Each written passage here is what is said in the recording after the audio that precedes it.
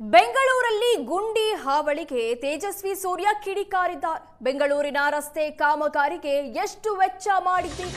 ಖರ್ಚು ವೆಚ್ಚದ ಬಗ್ಗೆ 30 ದಿನದೊಳಗೆ ಶ್ವೇತಪತ್ರ ಹೊರಡಿಸಿ ಅಂತ ತೇಜಸ್ವಿ ಸೂರ್ಯ ಆಗ್ರಹಿಸಿದ್ದಾರೆ. ಜಿಬಿಎ ಉಸ್ತುವಾರಿ ಕೃಷ್ಣ ಬೈರೇಗೌಡರ ಜೊತೆ ಚರ್ಚೆ ಮಾಡಿದ್ದೇನೆ. ಬೆಂಗಳೂರಲ್ಲಿ ರಸ್ತೆ ಗುಂಡಿ ಮುಚ್ಚಲು ಹಣ ಬಳಕೆಯಾಗಿದೆ.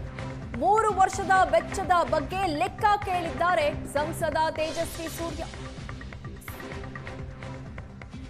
2023 ಡಿಸೆಂಬರ್ನಲ್ಲಿ ಹೇಳ್ತಾರೆ 7 ಕೋಟಿ ರೂಪಾಯಿ ನಾವು BBMP spending 7 crores to fill potholes ಹೇಳ್ತಾರೆ ಖರ್ಚು ಮಾಡಿದೀವಿ ಅಂತ. ಅದರ ರಿಸಲ್ಟ್ ಏನು? ವಿಧಾನಸಭೆಯಲ್ಲಿ ಇವರೇ ಪತ್ರಿಕೆ ಹೇಳಿಕೆ ಕೊಡ್ತಾರೆ. ವಿಧಾನ ಪರಿಷತ್ತಲ್ಲಿ 63% ಬೆಂಗಳೂರಲ್ಲಿ ರಸ್ತೆಗಳಲ್ಲಿ ಗುಂಡಿ ಜಾಸ್ತಿ ಆಗಿದೆ. ಇದು ಯಾವಾಗ? ಡಿಸೆಂಬರ್ 24. ಇನ್ನು ಆಗಸ್ಟ್ 25 ಇನ್ನೊಂದು ಹೆಡ್ಲೈನ್ ಬರುತ್ತೆ. BBMP spends 12 crores but Bengaluru sees 63% rise in pothole. 30 ದಿವಸಗಳ ಒಳಗಡೆ ಈ ಸಾವಿರಾರು ಕೋಟಿ ರೂಪಾಯಿ, ಇದು ಎಷ್ಟು ರೂಪಾಯಿ, ಯಾವ ದುಡ್ಡು ಅಂತ ಯಾರಿಗೂ ಕ್ಲಾರಿಟಿ ಇಲ್ಲ. ಮುಖ್ಯಮಂತ್ರಿಗಳು ಒಂದು ಹೇಳಿದ್ದಾರೆ, ಉಪಮುಖ್ಯಮಂತ್ರಿಗಳು ಒಂದು ಹೇಳಿದ್ದಾರೆ, ಅಡ್ಮಿನಿಸ್ಟ್ರೇಟರ್ ಒಂದು ಹೇಳಿದ್ದಾರೆ, UDD ಸೆಕ್ರೆಟರಿ ಒಂದು ಹೇಳಿದ್ದಾರೆ, ಹೊಸದಾಗಿ ಬಂದಿರುವಂತ ಸಚಿವರು ತಿರ್ಗಾ 2,000 ಕೋಟಿ ಎಂದಿದ್ದಾರೆ. ಇದೆಲ್ಲ ಒಂದೇ ಪ್ಯಾಕೇಜಾ? ಅದೇ ಪ್ಯಾಕೇಜಿನ ನೀವು ಹೊಸದಾಗಿ ಅನೌನ್ಸ್ಮೆಂಟ್ಗಳು ಮಾಡ್ತಾ ಇರ್ತೀರಾ? ಇದು ಹೆಡ್ಲೈನ್ ಮ್ಯಾನೇಜ್ಮೆಂಟಾ, ಡೆಡ್ಲೈನ್ ಮ್ಯಾನೇಜ್ಮೆಂಟಾ, ಏನಿದು? ಇದು ಜನಕ್ಕೆ ಕ್ಲಾರಿಟಿ ಬೇಕಾಗಿದೆ.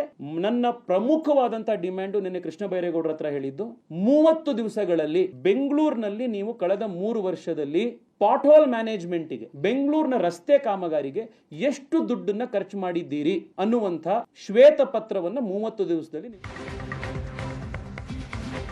ಬೆಂಗಳೂರಿನ ರಸ್ತೆಗಳ ಬಗ್ಗೆ ಕೃಷ್ಣ ಬೈರೇಗೌಡ ಮತ್ತೆ ಆಕ್ರೋಶ ವ್ಯಕ್ತಪಡಿಸಿದ್ದಾರೆ. ಬೆಂಗಳೂರಿನ ರಸ್ತೆಗಳು ಇನ್ನಾದ್ರೂ ಗುಣಮಟ್ಟದಿಂದ ಕೂಡಿರಬೇಕು.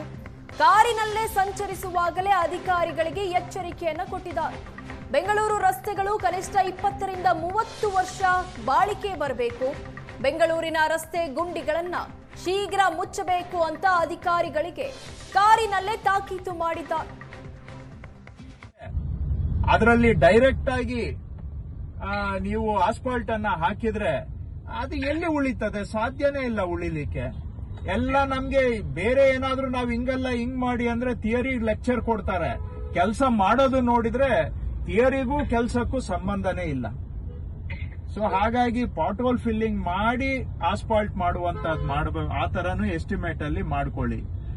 ಇನ್ನೊಂದು ಸಣ್ಣ ವಿಷಯ, ಈಗ ಏನೋ ನಿಮ್ಮ IRC ಬುಕ್ ಅಲ್ಲಿ ಇದೆಯೋ ಕೈಪಿಡಿಯಲ್ಲಿ ಇದೆಯೋ ಗೊತ್ತಿಲ್ಲ, ಯಾರು ಹೇಳ್ತಾರೆ ಗೊತ್ತಿಲ್ಲ, ಇದು ಏನ್ ಕಾಮನ್ ಸೆನ್ಸ್ ಅಂತ ನನ್ಗೆ ಗೊತ್ತಿಲ್ಲ. ಒಂದು ರಸ್ತೆ ಮಾಡಿದ್ರೆ ಎಡ್ಜಸ್ ಅಲ್ಲಿ ಮಾತ್ರ ಲೇನ್ ಮಾರ್ಕಿಂಗ್ ಮಾಡ್ತಾರೆ. ಇಲ್ಲಿ ಹಂಗಾದ್ರೆ ಏನು, 2 ಬದಿ ಮಧ್ಯ ಲೆಫ್ಟ್ ಅಲ್ಲಿ ರೈಟ್ ಹೋಗ್ಬಹುದು, ರೈಟ್ ವೆಹಿಕಲ್ ಲೆಫ್ಟ್ ಲೇನ್ ಅಲ್ಲಿ ಹೋಗಬಹುದು. ಏನು ಲೇನ್ ಡಿಮಾರ್ಕೇಶನ್ ಇರೋದಿಲ್ಲ. ಎಂಡ್ ಅಲ್ಲಿ ಮಾತ್ರ ಏನು ಲೇನ್ ಮಾರ್ಕಿಂಗ್ ಮಾಡ್ತಾರೆ. ಸೆಂಟರ್ ಅಲ್ಲಿ ಲೆಫ್ಟ್ ರೈಟ್ ಅಂತ ಡಿವಿಷನ್ ಮಾಡೋದಕ್ಕೆ ಲೇನ್ ಮಾರ್ಕಿಂಗೇ ಮಾಡೋದಿಲ್ಲ. ಅದು ಯಾವ ಲಾಜಿಕ್ ಇದೆ?